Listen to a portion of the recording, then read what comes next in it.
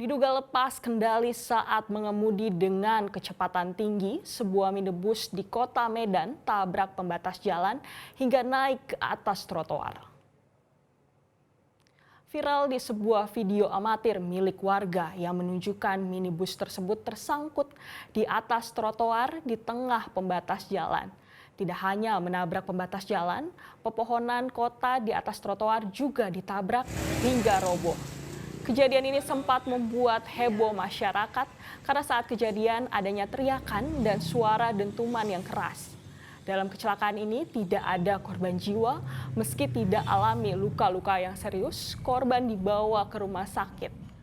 Menurut saksi mata, pengemudi melaju kencang dari Jalan Gatot Subroto Medan, namun tidak ada kendaraan yang melintas karena situasi jalan saat itu sedang sepi.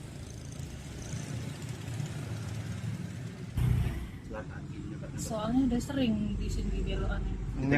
Iya. Memang orang ngebut-ngebut di ya, situ ya, nggak kereta, nggak mobil. Kalau Tapi mobil pasti selalu naik di atas itu. naik ke atas trotoar itu ya. Tapi nggak ada korban jiwa ya, Kak?